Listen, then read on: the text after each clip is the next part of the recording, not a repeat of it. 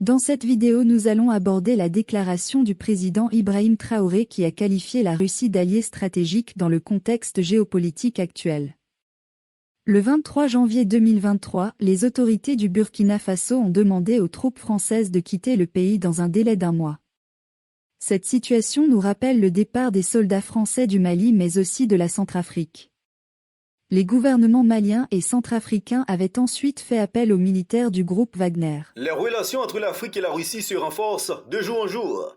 Le président russe Vladimir Poutine a affirmé 20 mars 2023 que la Russie accordait la priorité aux relations avec les pays africains.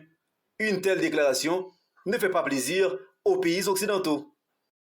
Je tiens à souligner que notre pays a toujours accordé et continuera d'accorder la priorité à la coopération avec les États africains, a déclaré Vladimir Poutine à Moscou lors d'un discours devant des représentants africains.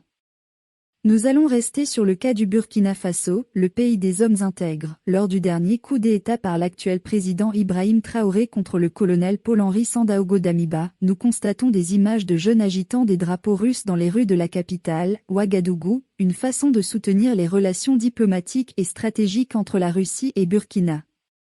Très récemment, le Burkina Faso qualifie la Russie d'allié stratégique dans sa lutte contre le terrorisme après le départ des forces françaises, a déclaré le président burkinabé de la transition qui dit être satisfait de ses relations militaires avec Moscou.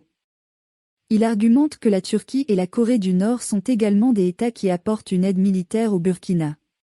On a la Russie par exemple, qui est un allié stratégique. La chance c'est que la plupart de nos moyens majeurs même sont russes. Et on continuera d'acquérir des moyens majeurs avec la Russie. Vous avez la Turquie qui est un allié majeur. Vous avez d'autres États aussi. Donc, on a beaucoup d'alliés. Seulement les niveaux de coopération diffèrent. Et on va coopérer avec ceux qui souhaitent nous aider dans cette guerre. Pour le président de la transition, Ibrahim Traoré, la libération du Burkina n'est pas négociable. On ne négocie pas. Il n'y a pas 1 centimètre de ce territoire-là qu'on va négocier. On ne donnera rien, pas 1 franc du contribuable. Si le contribuable nous donne 1 franc, on préfère payer des armes que de négocier. Laissez-nous un commentaire, que pensez-vous de la relation Afrique-Russie ?